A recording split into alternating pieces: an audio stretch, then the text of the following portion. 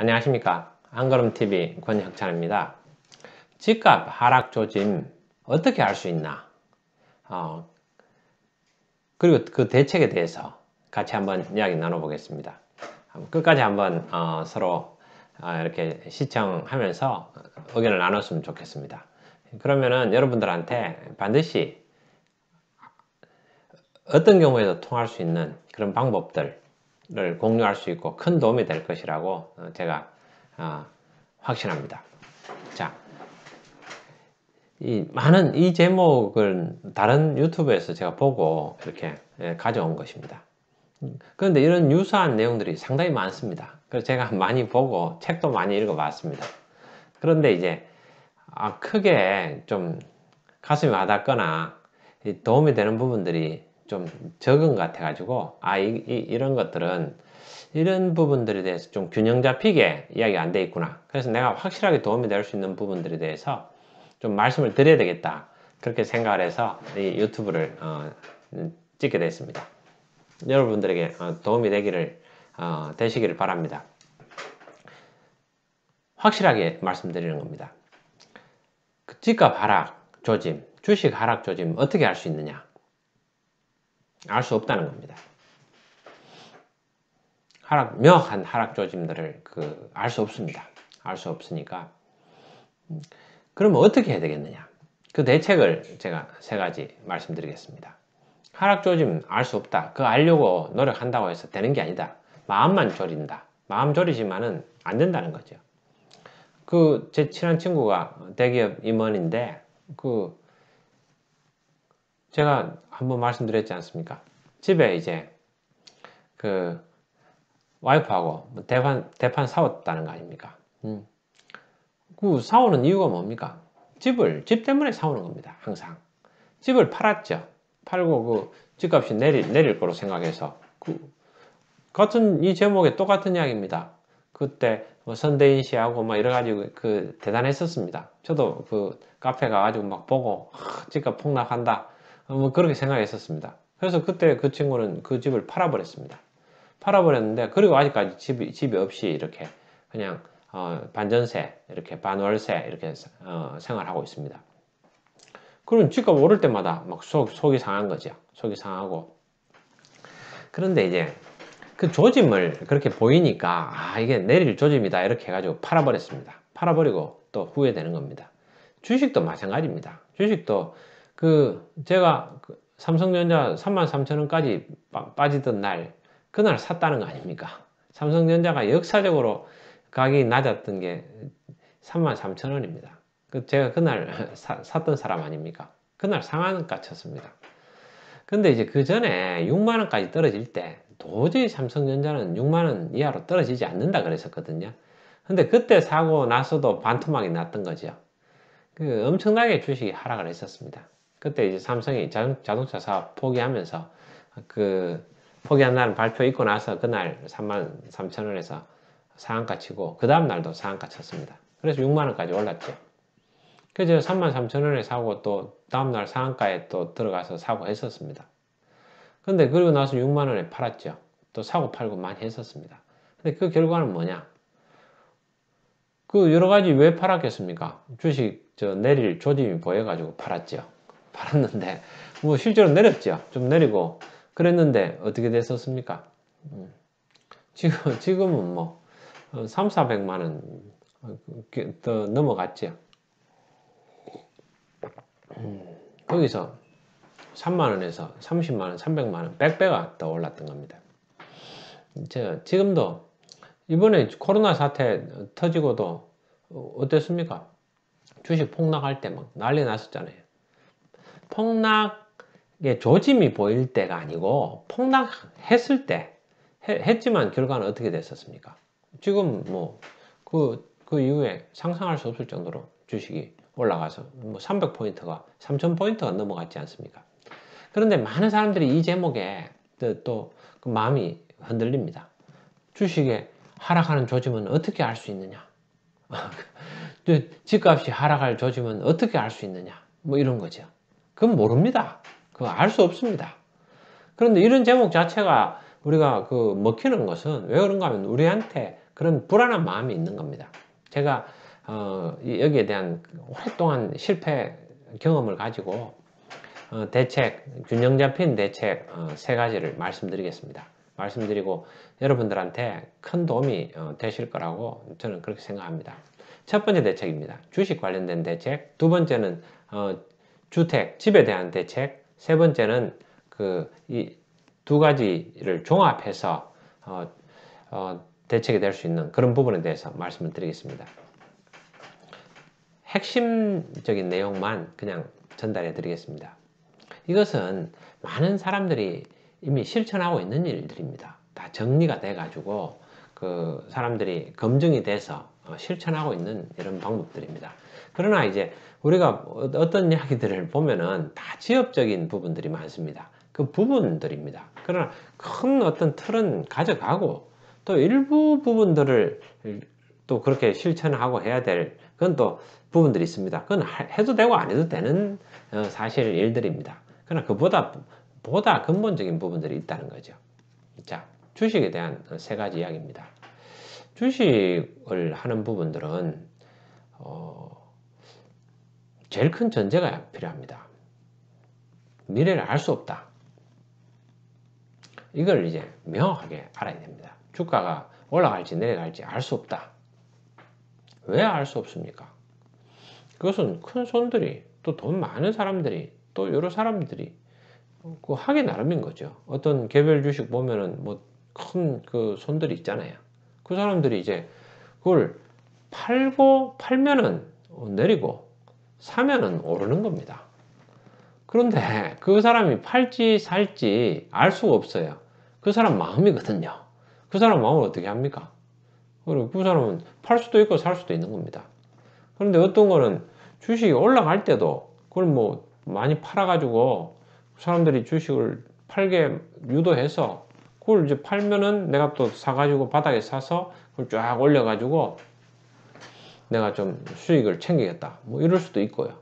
뭐 여러 가지 그 상황들이 있습니다. 그거는 전문가들의 영역이죠.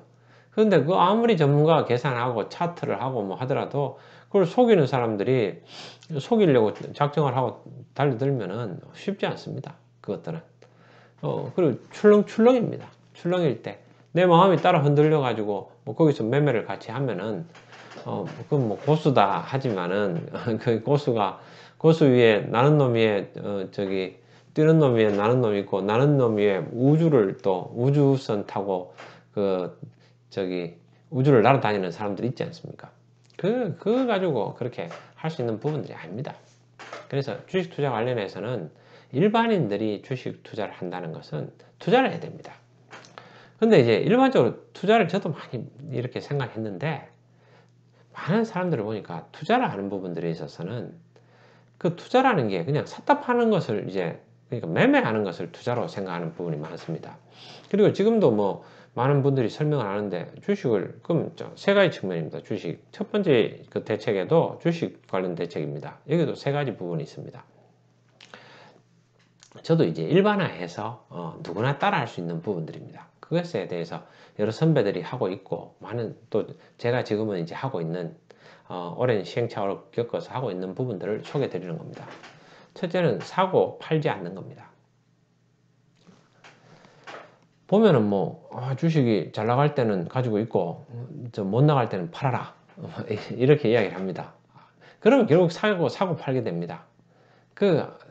쉽지 않습니다. 그리고 내 마음이 사고 파는데 가게 되면은 그걸 내 직업으로 하게 됩니다.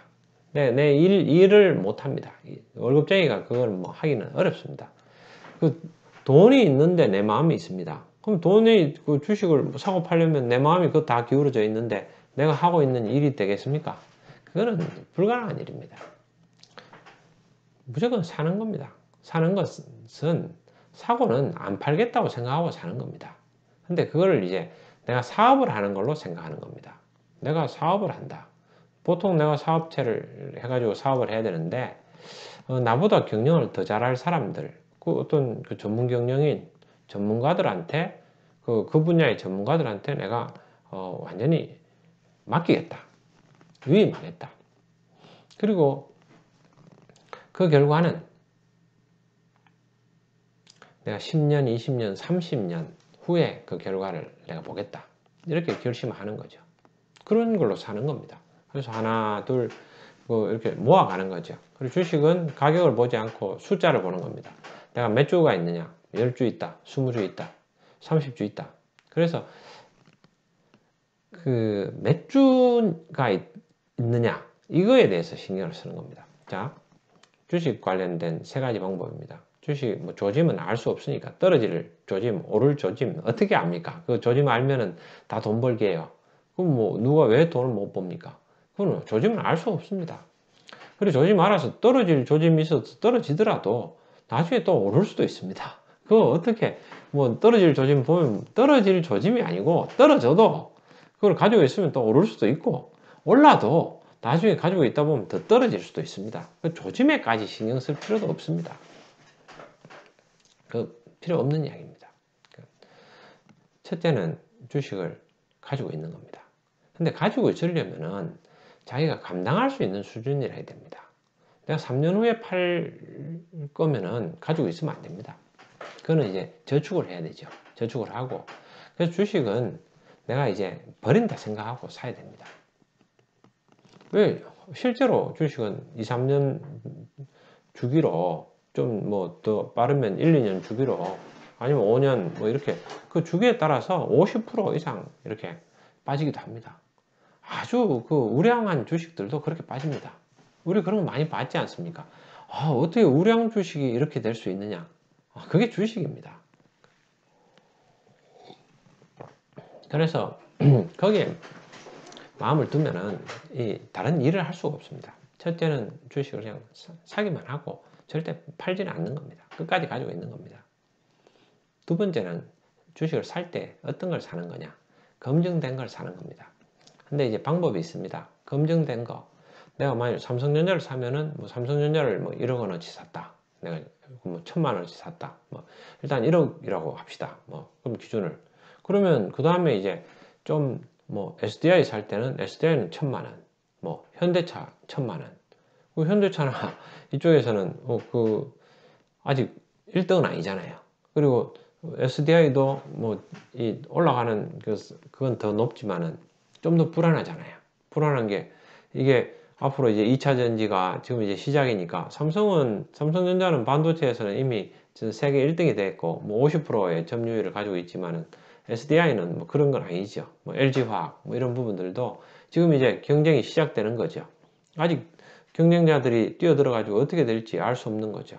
그럼 여기는 돈을 넣는 것을 비중을 줄여야 되는 거죠. 그리고 뭐 그 뒤에 뭐 다른 걸 산다든지 했을 때 뭐 LG전자 뭐 1,000만 원 뭐 이렇게 쭉 살 수는 있겠죠.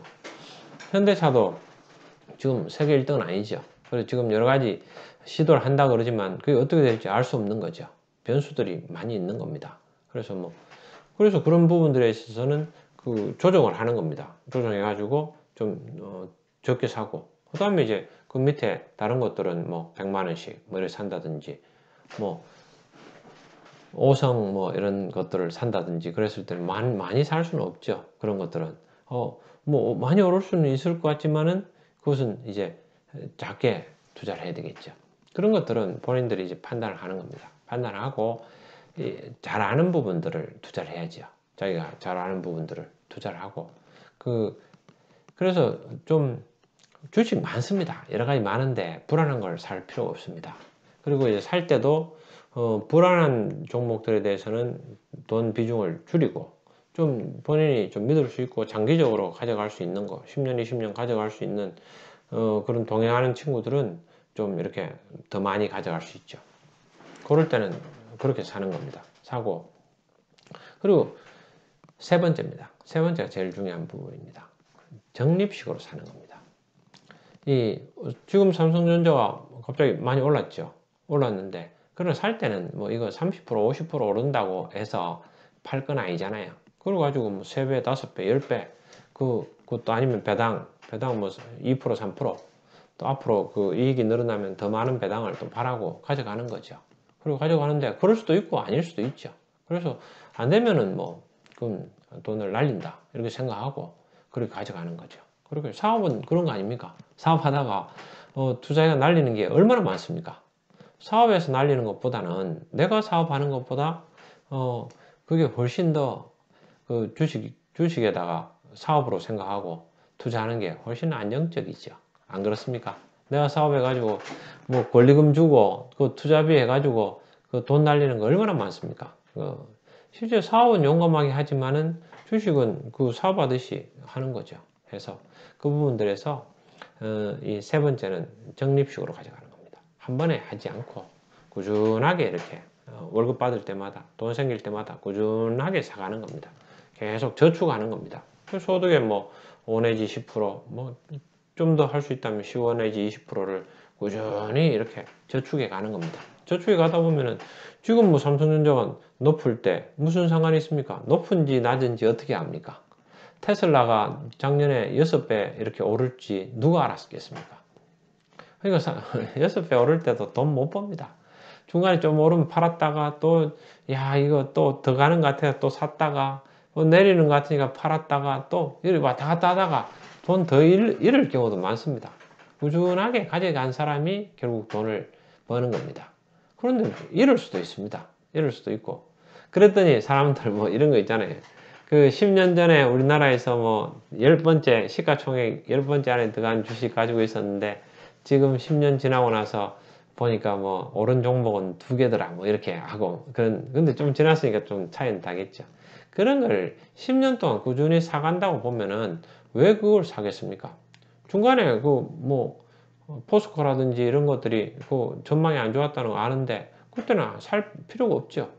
그때 좀 괜찮은 종목들을 계속해서 그 당시에 상황도 좋고 하는 것을 적립식으로 이 종목 사다가 아니면은 또 저 종목 사고 유망한 거를 계속 유망하다고 하는 거 그런 것들을 사가면 됩니다.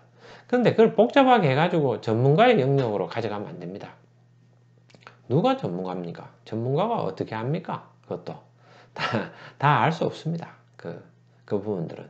근데 하나 명확한 것은 우리가 파도는 치지만은 저 바다 밑바닥에 있는 큰 그 깊은 바닷물은 출렁이지 않습니다. 어떻습니까? 모든 주식들도 보면은 저 전체 주식 수가 100%가 있으면은 그 중에서 뭐 한 10%가 거래되는 경우도 없죠. 뭐 5 내지 뭐 몇 프로, 뭐 1%, 뭐 2% 이렇게 거래되겠죠. 나머지 그 많은 부분들은 50%, 70% 이런 쪽은 그냥 꾸준하게 계속 가는 거죠. 80%, 90% 그냥 가지고 있잖아요. 근데 그 사람들이 결국은 돈을 버는 거죠. 버는 거고 그 회사 사업이 돼가지고 돈을 버는 거죠. 본인들도 사업 투자할 때 그렇게 하지 않습니까? 어떤 사업 해가지고 넣어놨다가 돈 뭐 저 3억이나 5억 넣어가지고 어떤 사업을 시작하지만 바로 그걸 회수가 됩니까? 근데 주식은 제일 큰 단점이 바로 현금화할 수 있다는 겁니다. 그게 또 장점이지만 또 단점이 되니까. 자, 여러분, 첫째 주식 투자한 것은 조짐을 바라지 말고, 조짐 생각하지 말고, 사업하듯이 그걸 그냥, 첫째는, 사면 팔지 않는다. 영원히 가지고 있는다. 그렇게 생각하고, 두 번째는, 살 때, 검증된 주식, 가능성 가지고 너무 비상장 주식 이런 거 사지 말고 상장된 주식 중에서도 또 뭐 코스피 200 안에 들어가는 거 또 골라진 코스피 200 안에서도 시가총액 높은 거 뭐 코스닥도 마찬가지죠. 그런 검증된 주식들을 가져가는 게 낫죠. 그래서 이게 이럴지 저럴지 막 좀 그렇게 좀 의심스럽다. 확신이 가지 않는다. 그러나 막 이거 한번 터졌으면 대박이다. 그런 주식은 비중을 아주 작게 가져가야죠. 왜? 한번 터지면은 뭐 100배 되면은 100만 원만 가져갔더라도 1억이 되는 거 아닙니까? 1000만 원, 1억 되니까 아니 뭐 그것도 괜찮다. 100만 원 가져갔다가 막 출렁이더라도 그냥 두는 거죠. 그래서 그럼 뭐 자기 형편에 맞게 뭐 10만 원 가져가든지 뭐 또 그렇게 해서 조절을 해야 됩니다. 그래야 끝까지 갈 수 있는 거죠. 가져갈 수 있는 거. 주식 부분들은 그러한 관점으로 접근하면은 조짐에 대해서 걱정할 필요는 없을 것 같습니다. 두 번째입니다. 두 번째는 집에 대한 이야기들입니다. 집에 대한 부분들은 명확합니다. 집은 집 한 채 자기가 가지고 있는 부분들은 팔 필요가 없죠. 집은. 그것도 마찬가지입니다. 우리가 명확하게 미래를 알 수 없다는 것을 알아야 됩니다. 그게 이제 메타인지죠. 미래를 알 수 없는데 어떻게 예상해 가지고 그걸 가져갑니까? 그래서 그냥 이 묵직하게 그냥 가는 겁니다. 집을 샀다. 사면은 팔지 않는다. 이렇게 생각해서 그냥 가져가는 거죠. 가져가다가 뭐 나중에 이렇게 살다가 뭐 더 좋은 기회가 있어서 또 뭐 팔게 되면은 팔겠지만은 되도록 안 파는 게 제일 낫습니다. 안 파는 게 저도 제가 대구에서 그때 자동차가 이제 대구가 본사라서 자동차가 이제 삼성 자동차에서 21세기 기획단으로 사업 시작하고 저는 이제 거기 자동차 사업 삼성에서 공모할 때 제가 거기 갔었습니다. 가서 이제 그때는 같이 회사가 부산하고 대구 같이 있었습니다. 21세기 기획단으로. 그랬다가 나중에 이제는 갈라졌죠. 투자 때문에. 뭐 부산은 승용차, 삼성 자동차로 하고 대구는 삼성 상용차로 해서 제가 거기 좀 근무를 했었습니다. 근무를 했었는데 그러면서 거기서 이제 집을 제가 샀었거든요. 그때 집을 샀다가 1억 3,800 주고 샀었는데 나중에 팔 때 뭐 한 2억 정도 해가지고 팔았습니다. 근데 팔았는 게 한 10년 정도 더 됐죠. 10년 정도 더 됐는데 그게 최근에 어떻게 됐습니까? 대구에 그 아파트 가격이 막 뛰어가지고 11억 한다더라고요. 11억. 그래서 그것도 최근 한 몇 달 안 됐습니다. 몇 달 안 돼가지고 막 그렇게 가격이 뛰어버린 거죠. 알 수 없는 겁니다. 제 선배들 많이 보다 보면은 뭐 그런 이야기 하시는 분도 있습니다. 그런데 이제 그걸 떠나서 그게 또 앞으로는 이제 뭐 인구가 줄어들고 이래서 집값이 떨어질 수도 있죠. 그러나 그냥 본인이 사는 집들이니까 그냥 가지고 사는 겁니다. 사는데 알 수 없는 거거든요. 알 수 없는 부분들이니까 그래서 집 한 채 가지고 사는 것은 그냥 사는 겁니다. 살다가 떨어지면 뭐 다른 집도 떨어질 거고 오르면 다른 집도 오르니까 큰 차이가 없는 거죠. 자기가 이제 살아가는 집들은 그냥 가져가는 게 맞습니다. 집을 마련하고 어떤 모든 재테크의 기본은 집을 마련하는 거잖아요. 집을 마련할 수 있으면 마련하고 집이 뭐 없으면은 뭐 임대주택을 뭐 해야 될 것 같으면은 그냥 꾸준하게 이사 안 갈 수 있으면은 거기서 이제 꾸준하게 사는 것들도 뭐 그건 방법입니다. 방법인데 이사를 또 계속 가야 되면은 그것도 또 뭐 어려운 부분들은 있겠죠. 근데 지금 앞으로 이제 뭐 전세 제도라든지 월세 제도가 더 유리하게 이제 바뀌면은 그것은 또 뭐 어떨지 모르겠습니다. 그러나 이제 만약 재테크를 한다 그러면은 자기 집을 가지고 있는 부분들도 하나의 방법이겠죠. 그런데 이제 뭐 그러다가 팔 수도 있는 거지만은 제가 말씀드리는 것은 불안하게 할 필요는 없다는 겁니다. 집값이 떨어지는 조짐을 어떻게 알 수 있느냐? 제가 항상 조짐이 중요한 게 아니고 실제로 떨어집니다. 집값도. 항상 여러분들 안 그렇습니까? 여러분들 사시는 집도 옛날 미분양된 적이 있었던 집들도 많을 겁니다. 뭐, 많습니다. 서울 시내에도 그런 미분양 됐는데 나중에 사가지고 들어가서 뭐 올랐던 경우도 있고 또 뭐 미분양 됐는 집인데 다른 사람이 살다가 올라서 그걸 내가 샀을 수도 있고 뭐 여러 가지 경우들이 있습니다. 알 수 없습니다. 알 수 없는 건데 그냥 뭐 팔 수도 있고 뭐 이렇게 할 수 있는데 제가 말씀드리는 것은 조짐에다가 신경 쓸 거 없다는 겁니다. 집값 떨어질 조짐을 보고 뭐 본다. 그러게 내가 조짐을 보고 실제로 떨어집니다. 떨어져서 뭐 팔 수도 있고 그렇겠죠. 근데 그건 보고 나서 판단해도 늦지 않습니다. 집값 떨어질 조짐까지 신경 써가지고 마음이 뺏기면은 불안해가지고 어떻게 삽니까? 그래서 그냥 뭐 떨어지든 제가 집 살 때 그랬었습니다. 저도 이제 집값이 떨어진다고 생각하고 집을 샀습니다. 집을 샀는데 그 와이프한테 이제 그랬습니다. 이거 집을 샀지만은 이게 이제 1년 안에 50% 빠질 수 있다. 빠지더라도 당신 너무 마음 상해하지 마세요. 그랬습니다. 혹시 집이 막 샀는데 이 집값이 떨어지면은 아내가 많이 또 속상해 할 것 같아서 내가 그게 걱정이 돼가지고 너무 걱정하지 말고 어차피 사는 집이니까 그런 거 신경 쓰지 말고 삽시다 이랬었습니다. 근데 뭐 실제로는 안 떨어졌죠. 안 떨어지고 또 오르고 했는데 근데 결국 뭐 떨어지더라도 뭐 어떻습니까? 그 부분들은. 근데 이제 그거는 저는 이제 마음 편하게 살아야 된다고 생각합니다. 그 집에 대해서는 저는 생각되는 것은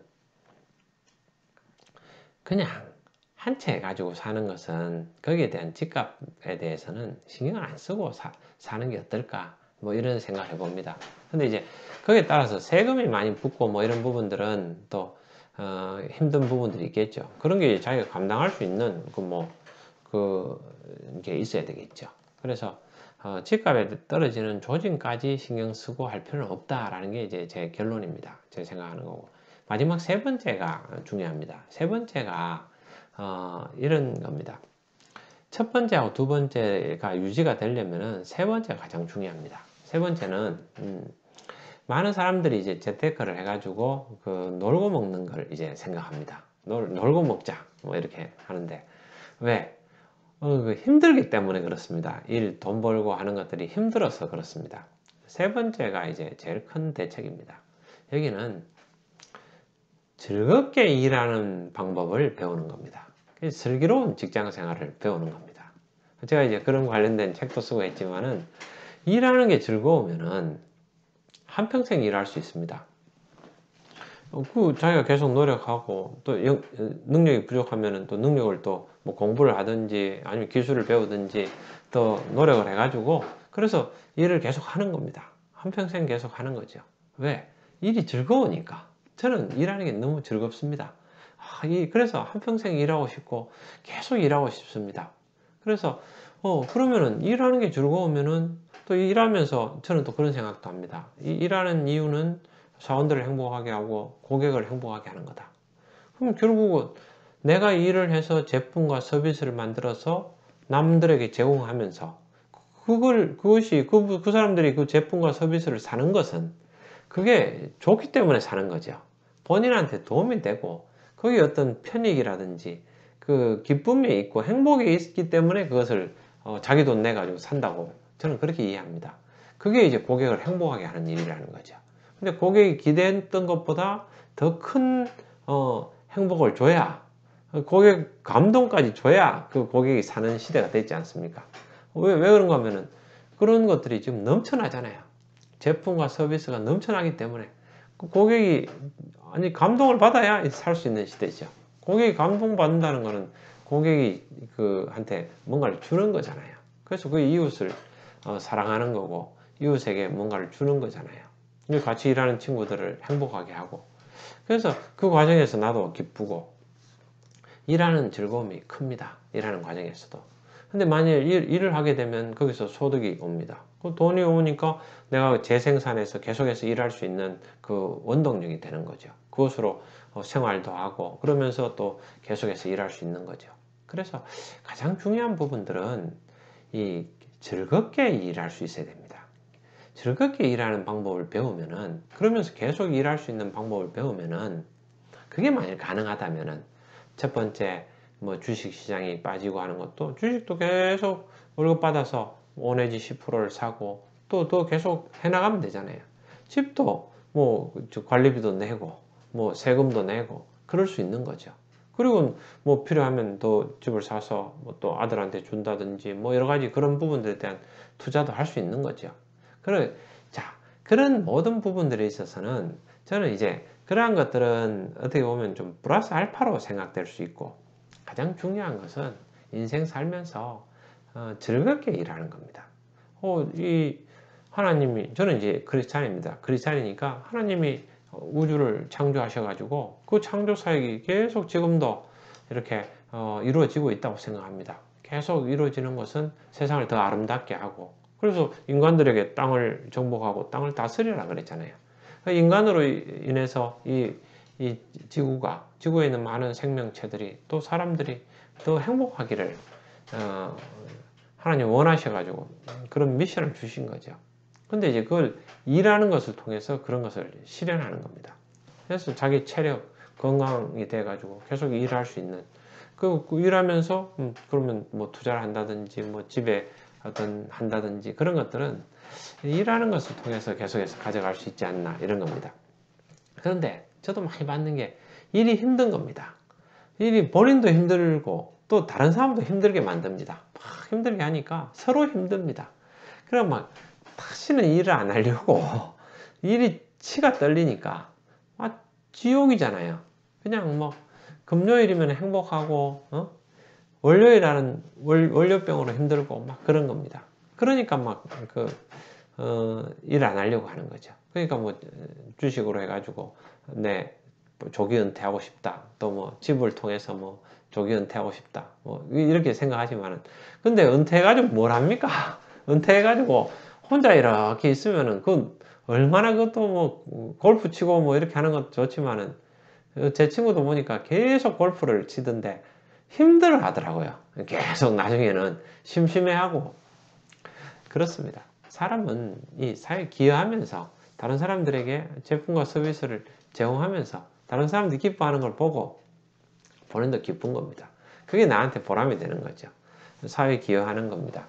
그건 큰 의미가 있다고 생각합니다. 저는 그래서 여기 뭐 주식 떨어질 조짐 거기 마음 흔들리고 뭐 집값 떨어질 조짐 그 마음 흔들리고 뭐 이럴 필요 없다고 생각합니다. 근데 이제 그 마음이 흔들리는 그 둘은 투자는 안 하는 게 맞습니다. 그래서 집도 마찬가지고 또 주식도 마찬가지고 그 마음이 안 흔들려야 되죠. 그 마음이 안 흔들릴 정도의 투자를 하고 마음이 안 흔들릴 정도의 집을 사는 겁니다. 사람 행복하게 이 땅에 있을 때 살아야 되지.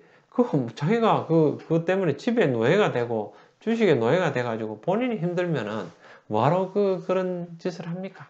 그래서 거기 내가 마음에 만일 떨어질 조짐에 대해서 막 마음 흔들리고 거기 계속 하면은 그 부분은 다시 생각해 보셔야 됩니다. 여기 중요한 거를 제가 하나 말씀드리겠습니다. 우리는 일하는데 우리 스스로 일을 하는 데 있어서 거기 마음을 둬야 됩니다. 거기는 다른 제품과 서비스를 제공하고 또 같이 동료들을 행복하게 하고 그 고객을 행복하게 하는 데는 우리가 마음을 줘야 됩니다. 마음을 써야 됩니다. 그 투자를 해야 됩니다. 그렇게 할 때 다른 사람을 행복하게 하는 거잖아요.